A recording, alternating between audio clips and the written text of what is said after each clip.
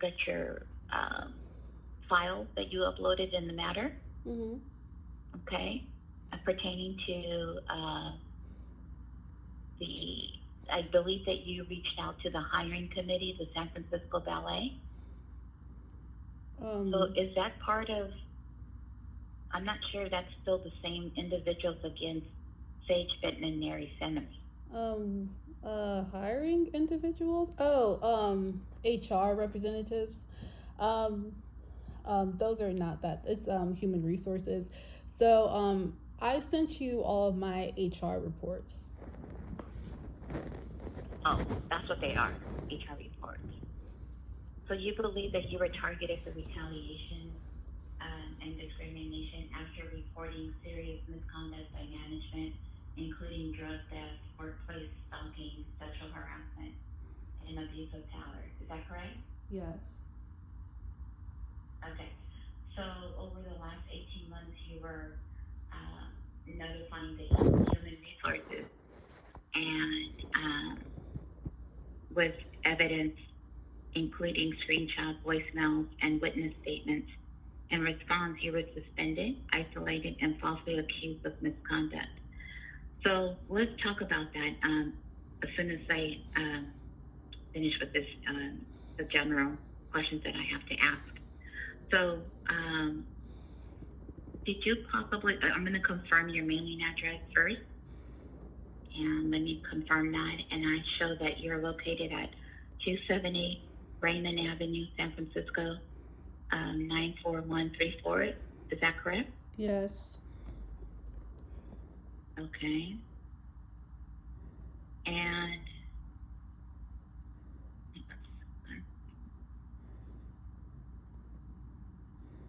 Can I tell you how it started? Sure, go ahead. So I worked there for about 3 months, and I think I did put this in the dates as well.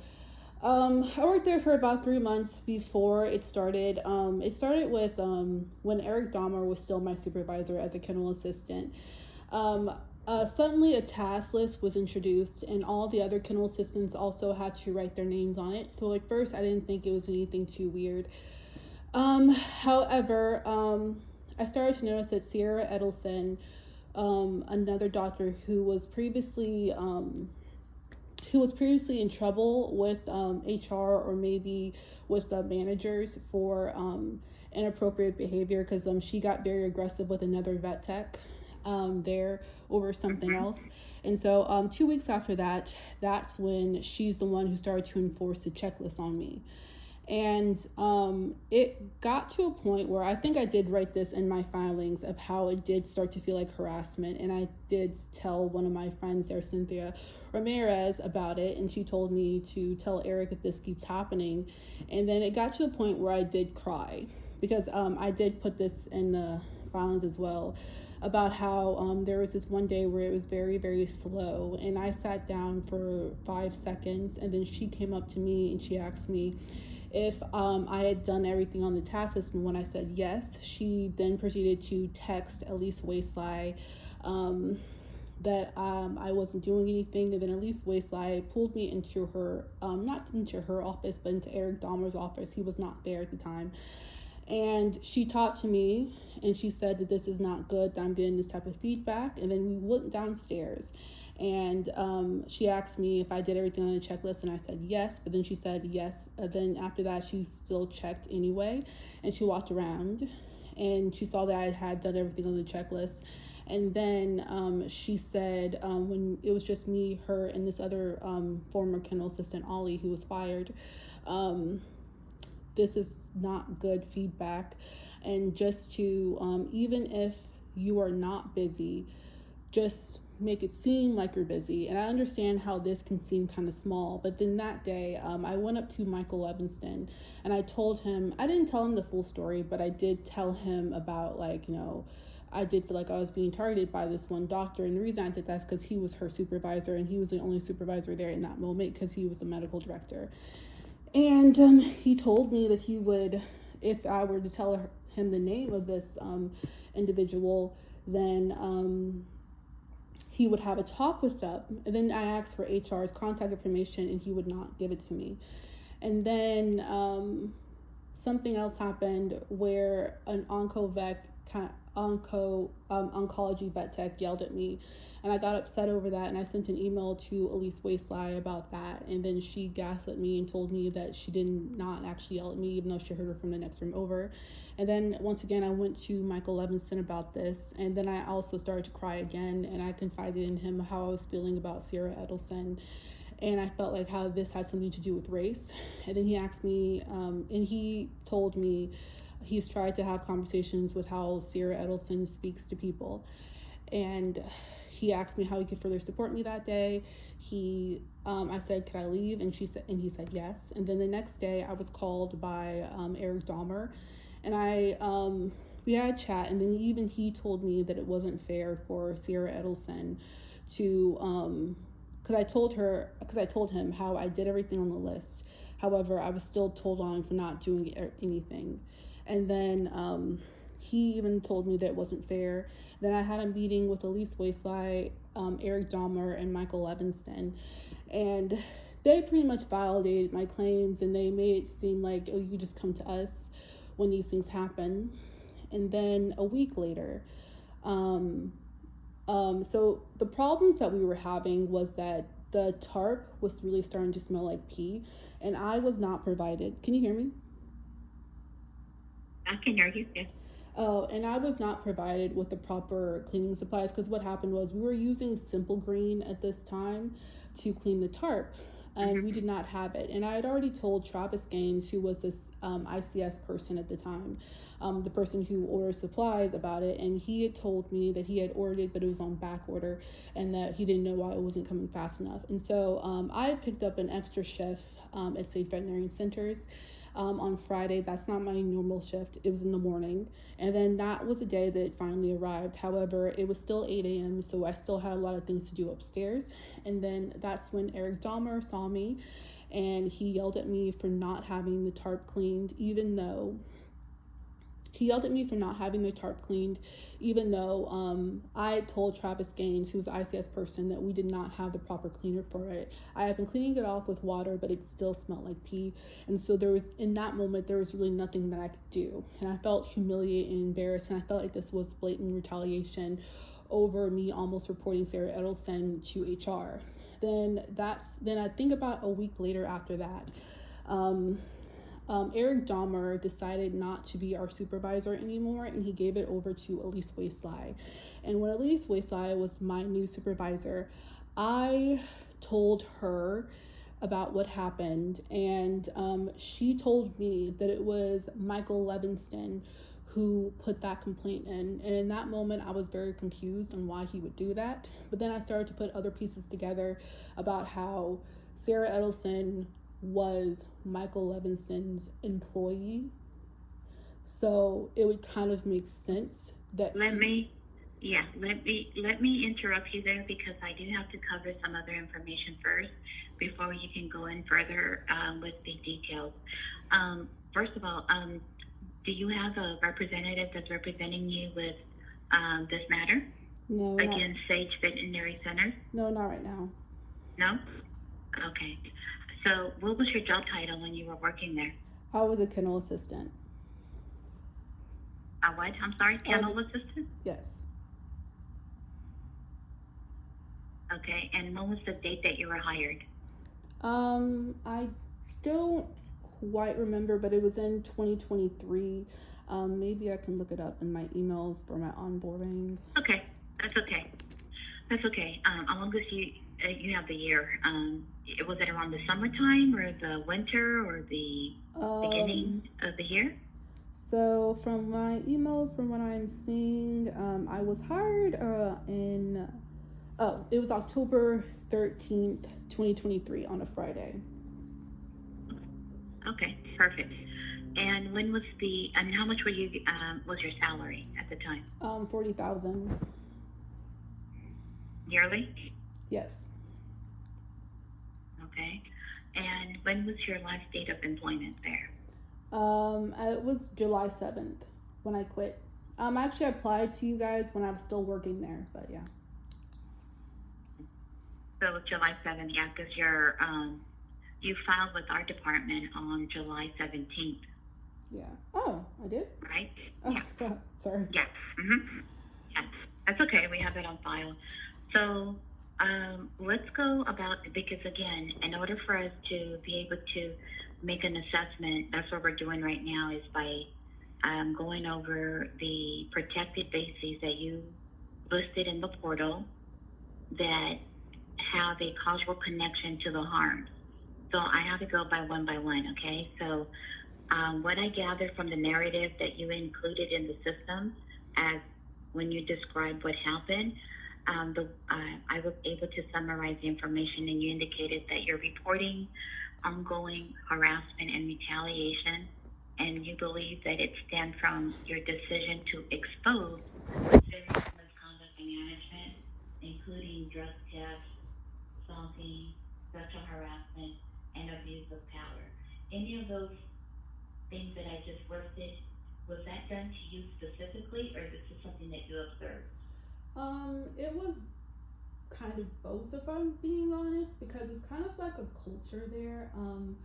Like, it's kind of like a culture there. Like, for example, some retaliation that I faced was, I know for a fact, that they were using people who I thought were my friends to get information out of me. Like, for example, when Eric thought that I might report him to HR, something that he did was that this was, just to be clear, this was after I had, okay, where did I say this? Oh my god, I'm sorry, I'm getting flustered. Okay, for example, after I reported Desiree. When did it happen? When did this happen? Which yeah, one? when did this happen though? When did you observe the exposure of the misconduct of the management? Did it happen in different dates, or when did this happen? Because you started working there in 2023, and for 2 years that you've been employed there, did this happen during that duration, or do you have a specific date and time when this happened? Those dates are very important for me to have, because that's what's going to help me to make an assessment based on the information that you provided Okay. to me today and what you put in the portal. Okay, so let me look this up with the witness tampering one. Doctor, sorry, I was expecting to have this on the 28th. Okay. What place were you guys? Well, we can always revisit that, because I know that I'm calling you ahead of time, but I do have quite a bit of information in the portal which you submitted in the files, but I just need to know like the dates that that you believe that you did this, because again, as I was reading your information, it appears that I'm going to have to cover the protected bases that you allege, right? Because again, the conduct must be, you must have been subjected to this type of conduct, right? And if it didn't, and you are alleging that you were a whistleblower, then that does not fall within our jurisdiction. It's not within our scope. You would have to go to the California Whistleblower Protected Act, which they actually are aligned with these type of allegations to investigate, that they can accept.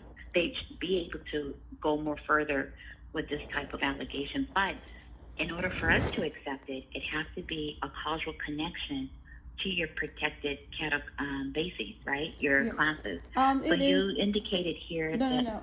I'm sorry to interrupt you. This is related to. I'm sorry. So I started the story at the beginning. I really would like for you guys to investigate, because a lot of these things did not start happening until after I reported to HR. Like, for example, something that happened after I reported to HR was that I reported Elise and Desiree to HR for retaliation. Because so what happened was I reported Elise Wayside to HR because she was spreading misinformation about like how to do certain supplies and things like that. So, in order to retaliate against me, Elise and Desiree did a feedback session with me so they can manufacture evidence against me to slowly push me out. Like, for example, they, in the feedback session, which I also documented that's in the files, um, they were they were like making accusations against me, and then not only that, they used something that I had told someone who I thought was my friend against me to make it seem like I was bossy and that I had an attitude problem. And the reason that was greatly inappropriate is because I had just reported Elise to HR a week ago, and Elise Waistley was now in a meeting with Desiree, the assistant hospital director. Um, the assistant hospital director coaching me about how I could change my behavior and all the things that I was doing wrong. And that's like what I documented in the files that I think you do have. And then after that, then also after that. Well, hold on just a second. Hold on just a second, please. Because again, I have to make sure that I ask these questions in terms of your protected characteristics, okay? So you indicated here that you believe that you were subjected to discrimination based on family care and medical leave, okay, as far as the California Family Rights Act. Now, were you denied leave? And if so, did you meet the requirements? Because there is a threshold that you have to meet a certain criteria in order for you to qualify for leave, right? For protected leave. Okay, so what happened? Okay, so the reason that I put that in there is because after I reported Desiree and Elise to HR again, Desiree confronted me in the hallway, and because at this point she knew about the sexual harassment that I dealt with from Michael Evanston, and also she was mad that I had reported her to HR again. So she confronted me in the hallway and she told me that I was being investigated for my inappropriate behavior. And during this time, she was very aggressive with me. She was bucking at me, acting like she was going to hit me because I had just reported her to HR. And she was very angry and she was yelling at me and she berated me. And then I had a panic attack and then I had to go to the hospital because of it. And then after that, I was placed on FLMA. And then the reason that I was saying that I felt like it was discriminatory is because she tried to block my return when I tried to return to work. And then not only did she do that, I do have other health issues, which I also was approved for FLMA. However, then they started to ask for a medical release form so they could then say that it wasn't her fault that I ended up in the hospital and that I had a panic attack. So they were trying to inappropriately gauge my my other medical records, and then they were also started to spread rumors and started to put the fillers out there to other people that that's why I had a panic attack and I had to go to the hospital, and that's why I brought that up. No, but that does not. But that's not. It does not fall under that criteria because the CFRA is municipal. You have to meet the criteria of working 1,250 hours per calendar year, and you have to show proof that they denied your leave for medical reasons. And so that probably was marked in error because if you were already approved for FMLA, because like I said, you said that they put you on FMLA. FMLA is a federal family medical leave act, right? It falls within the feds, but the feds like the local state level. So CFRA is the one that we cover. It falls within our jurisdiction, but again. Do you think that anything that I've told you falls under your jurisdiction? Because most of these things did only start to happen after I reported them to HR. Like something they also did was that, because they only started to surveil. Have you spoke with an attorney that specializes in employment? Because he or she, an attorney, will be able to give you some legal resources in terms of to see what options you have available in terms of having them represent you,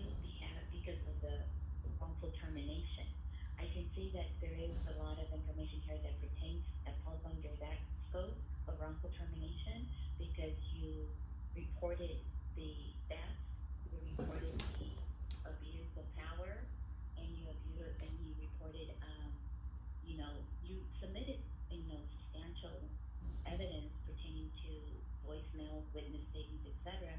But again, I need to know, in order for us to investigate, it has to be connected to a protected category. Like, for example, your sex gender.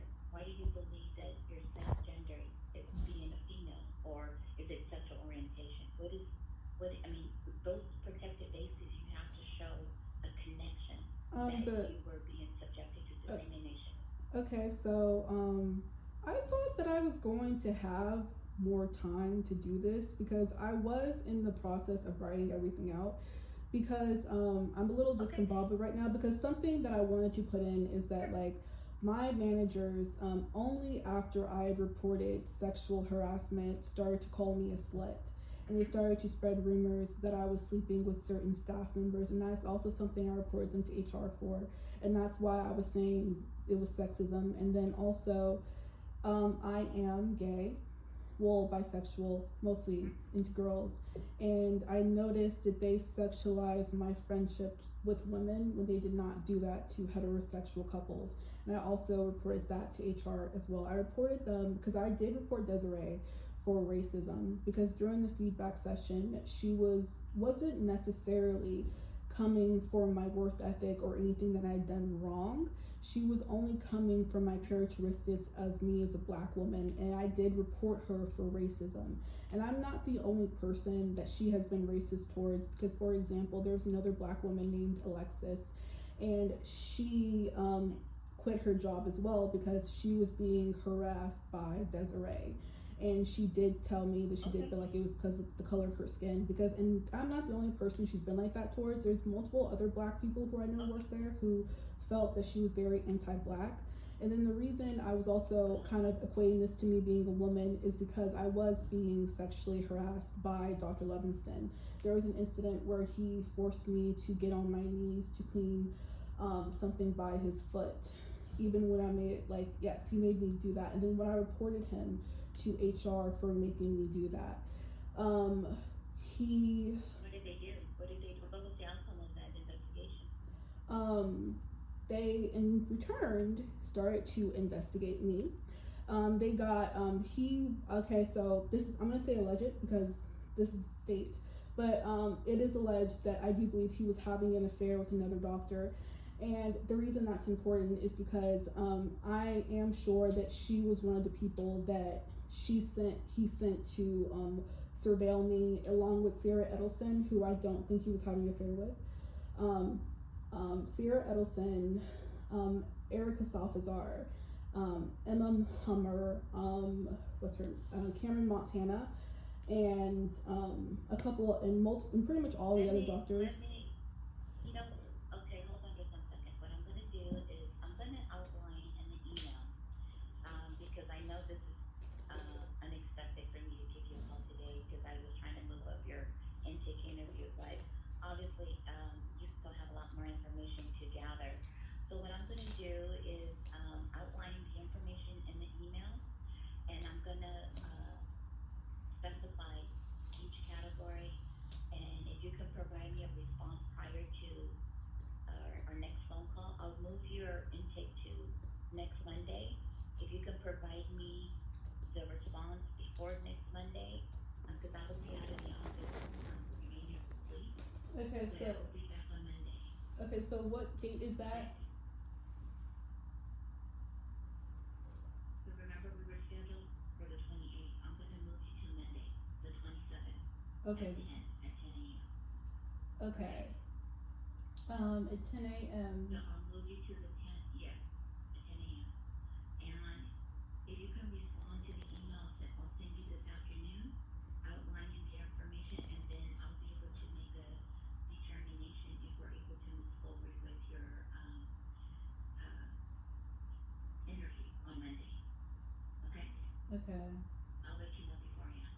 Okay. Thank you. And then that way we still need to meet because, again, a lot of the information that you're reporting here does have some type of connection to our department. But again, I noticed that one of the files that you did indicate in here that you